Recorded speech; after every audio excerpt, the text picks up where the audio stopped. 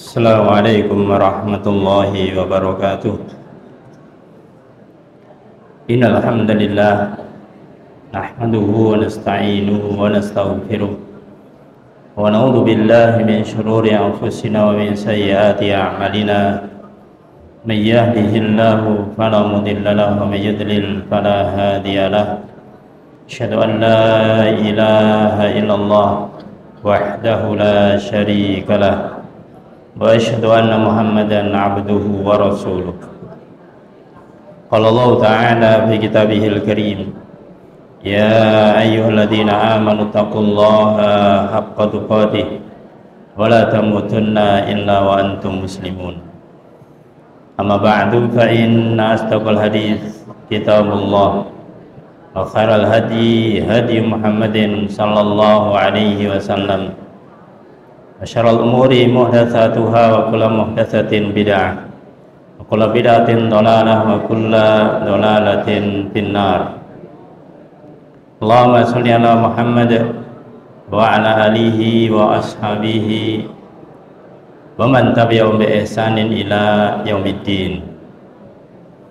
Ayyuhal ikhwah azani wa azkumullah, alhamdulillah, puji syukur kita panjatkan kehadirat Allah Subhanahu wa ta'ala atas segala nikmatnya, sehingga di siang ini kita masih dimudahkan Allah ta'ala untuk melanjutkan kembali menyampaikan tema tentang adab wal akhlak, yang dimana kita membacakan kutaib yang baru di satu pertemuan sebelumnya tentang al-adab al-asyraf, yaitu adab-adab yang 10 atau 10 adab, yang dimana di dalam muqaddimah sudah kita sampaikan sebagiannya. Insyaallah hari ini kita bacakan muqaddimah yang sebagiannya lagi. Adapun 10 adab yang ada di dalam kitab ini akan kita mulai baca insyaallah di pekan berikutnya insyaallah. Ayyuhal ikhwah azani wa azakumullah, dalam kesempatan sebelumnya telah kita sampaikan kenapa adab-adab 10 yang dibahas di sini ini dikatakan sebagai 10 adab yang mulia, adab yang agung. Di antaranya ada 2 alasan. Yaitu yang pertama, karena di dalam 10 adab yang ditulis nanti itu sangat diperhatikan oleh syariat, sangat diperhatikan oleh syariat, sehingga karena diperhatikan syariat, kita pun juga harus memperhatikan dan lebih dari itu mengamalkannya. Kemudian yang kedua, karena adab yang 10 yang akan kita bahas nanti ini sifatnya adalah adab yang sifatnya harian, dalam arti sering kita jumpai, sering kita tahu kondisinya dan sering kita lakukan. Maka penting bagi kita untuk mengamalkannya setelah kita mengetahuinya. Selanjutnya ya ikhwah azani wa azkumullah, beliau menukil perkataan dari Al-Imam Ibnul Qayyim Al-Jauziyah dalam kitab Madarijus Salikin, yang di dalam kitab itu disebutkan oleh beliau, wal aslu al-wathiq alladhi tubna alaihil adab amran, bahwasanya pokok yang sangat kuat yang dibangun di atasnya yaitu adab-adab. Itu ada 2 perkara, yang artinya di sini para jemaah bahwasanya adab itu ada landasan atau ada pokoknya. Tidak yang penting adab, tapi ada landasannya atau ada pokoknya, sehingga tidak melenceng, sehingga tidak menyimpang. Apa kedua landasan atau yang menjadi pondasi ini? Ahaduhuma, yang pertama adalah al-ahkamus syar'iyyah, yaitu hukum-hukum syar'i, yang artinya kalau ada suatu adab itu dikatakan adab yang benar, maka itu terbangun dari hukum-hukum syar'i. Sebaliknya, ketika ada orang mengatakan adabnya begini, adabnya begitu, tapi kemudian menyelisih syariat, maka tidak termasuk di sini. Maka dari itu yang pertama adalah hukum syar'i, sesuai dengan syariat. Apapun atau bagaimanapun bagusnya suatu adab, tapi kalau ternyata menyelisih syariat, tidaklah dipakai atau tidak bisa dijadikan sandaran. Wal akhar yang kedua adalah al-a'raf al-mar'iyah, yaitu adat istiadat yang dijaga atau adat istiadat yang terjaga, yang sesuai dengan syariat. Jadi yang pertama syariat itu sendiri, yang kedua adalah adat. Maka di sini adat para jamaah tidak bisa dijadikan hukum secara umum. Dengan mengatakan bahwasanya al-adat muhakkamah, adat bisa dijadikan hukum, berarti semua adat jadi hukum, tidak. Maka diperinci apakah adat tersebut sesuai dengan syariat ataukah tidak. Maka ketika adat itu sesuai dengan syariat, itulah yang bisa dilakukan. Maka dijelaskan oleh beliau, fataratan yustamadul adabu min dalilin syar'i. Kadang-kadang adab ini dia disandarkan kepada dalil yang syar'i. Ada adab makan, adab minum dan yang lainnya. Itu bisa jadi sandarannya adalah dalil yang syar'i, ada hadisnya. Wa taratan kadang-kadang pula yustamadul adab min da'il urfi. Kadang-kadang disandarkan kepada panggilan adat, artinya kebiasaan masyarakat yang itu tidak bertentangan dengan syariat. Sehingga masing-masing daerah punya adat sendiri-sendiri. Selama adat masing-masing daerah ini tidak bertentangan dengan syariat, itulah yang bisa dijadikan hukum. Kemudian disebutkan oleh beliau di sini, wa nazmu min hadainil mauridain, maka terambil dari dua sumber ini, yaitu hukum syar'i dan kemudian adat istiadat itu sendiri. Wa asfal mawarid, ini adalah merupakan sumber yang paling bersih,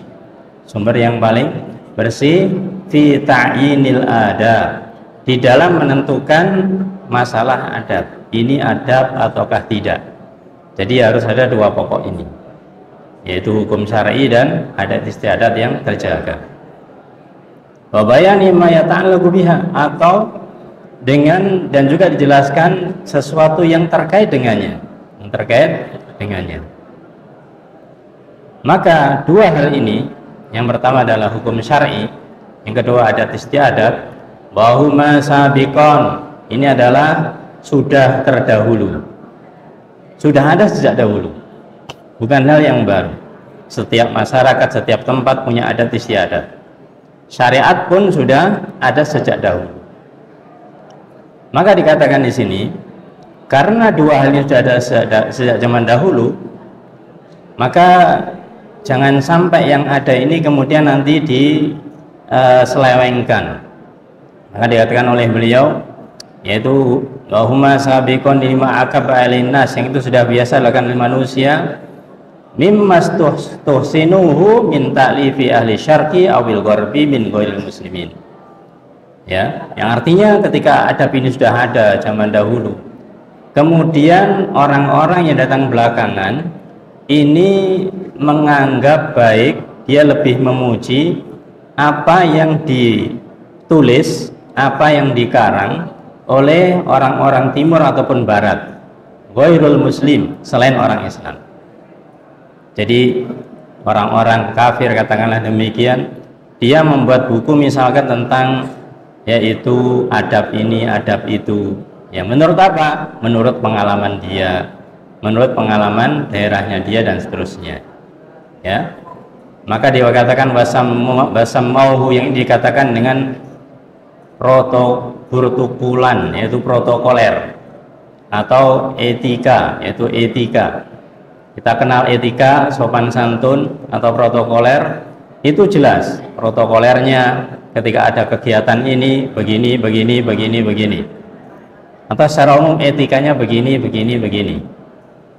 Maka istilah ini protokoler ataupun etika ini secara asal adalah min ghairil muslim, jadi orang Islam. Au ghairi dzalik, kata yang lain, minal asma, dengan nama-nama yang lain, allati ja'aluha lah, yang mereka jadikan itu. Maka nama-nama yang muncul belakangan seperti ini kadang-kadang lebih diminati oleh orang-orang sekarang daripada kembali mengambil istilah syar'i, istilah adab. Istilah adab kadang-kadang dikalahkan dengan istilah etika, sopan santun, ya unggah-ungguh bahasanya. Maka itu adalah istilah daerah-daerah. Meskipun itu tidak ada masalah, dibolehkan. Tapi kembali kepada syariat namanya adab. Maka dikatakan fa inna ma yujadu fid dalail syar'iyyah. Maka sesungguhnya apa yang ada di dalam dalil-dalil syar'i, wal a'rafil mar'iyah, dan adat kebiasaan yang terjaga, allati nasyat alaihatil ummatil Islam, yang ini muncul tumbuh di kalangan umat-umat Islam, arfa wa a'la, ini adalah lebih tinggi.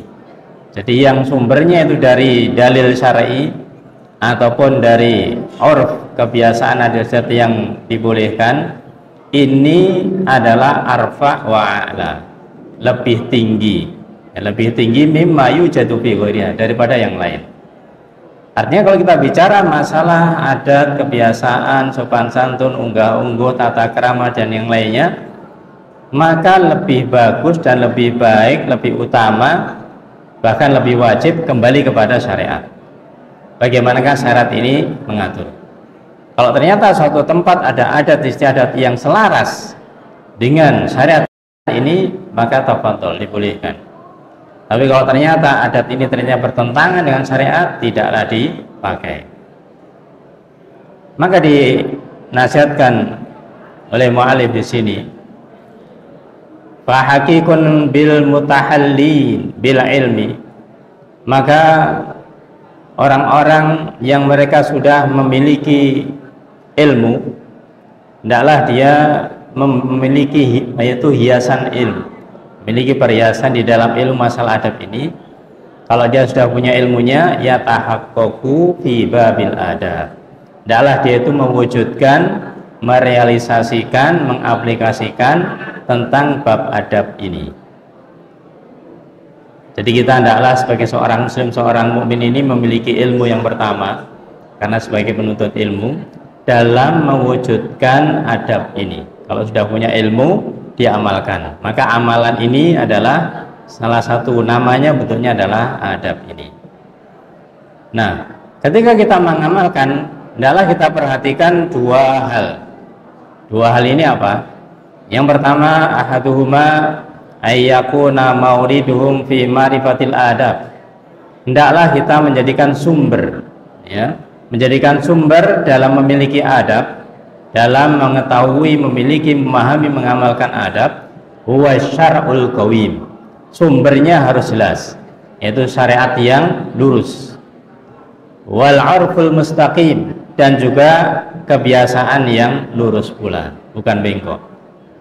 Fafihima, maka dengan kedua ini, syariat dan adat yang lurus, ghaniyatun amma siwahuma, ini mencukupi daripada selainnya.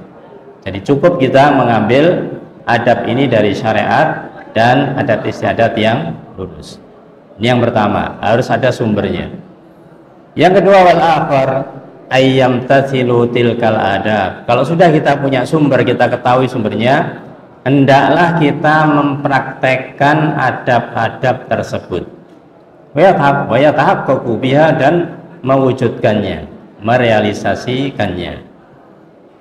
Maka dikatakan di bagian akhir oleh beliau, fa inna aulal khalqi, maka sesungguhnya makhluk yang paling utama, manusia yang paling utama, bi ayyakunu ahla adabin, kalau dia bisa menjadi ahlu adab, ahlul adab, orang yang memiliki adab. Jadi katakan bahwasanya sebaik-baik manusia adalah manusia yang memiliki adab. Fa inna safatal khalqi, karena makhluk yang paling sempurna, paling suci, yaitu Rasulullah sallallahu alaihi wasallam, kana akmalan nasi adaban, beliau paling sempurna adabnya. Manusia yang paling sempurna adabnya adalah Rasul sallallahu alaihi wasallam. Wasyari'una fi talabi mirathihi minal ilm, maka orang-orang yang mereka ingin mencari ilmu, ingin mencari warisannya dari Rasul sallallahu alaihi wasallam, maka hendaklah dia hariyun bihim ayyaqtadu bih, maka hendaklah dia itu berusaha untuk bisa mewujudkannya, meneladani apa yang ada di dalam diri Rasulullah Shallallahu Alaihi Wasallam. Jadi harus meniru, harus ittiba kepada Rasul Shallallahu Alaihi Wasallam. Fayatahallau bihadihi, dan kemudian berhias dengan hidayah petunjuk Rasul Sallallahu Alaihi Wasallam, wa khuluqihi, dan akhlaknya Rasul Sallallahu Alaihi Wasallam, wa adabihi Sallallahu Alaihi Wasallam, dan adab-adabnya Rasulullah Sallallahu Alaihi Wasallam. Maka di sini aja ikhwah azani wa azakullah, yaitu muqaddimah yang disampaikan terkait dengan bab al-adab ini. Insyaallah pada kesempatan yang lain kita masuk kepada poin per poin dari adab-adab yang ada, mulai yang pertama sampai yang ke-10 biidznillah. Semoga dimudahkan Allah Subhanahu wa taala. Amin ya rabbal alamin. Allah alam bisawab. Kita cukupkan dan kafaratul majelis. Subhanakallahumma hamdika asyhadu an la ilaha illa anta astaghfiruka wa atubu ilaik. Assalamualaikum warahmatullahi wabarakatuh.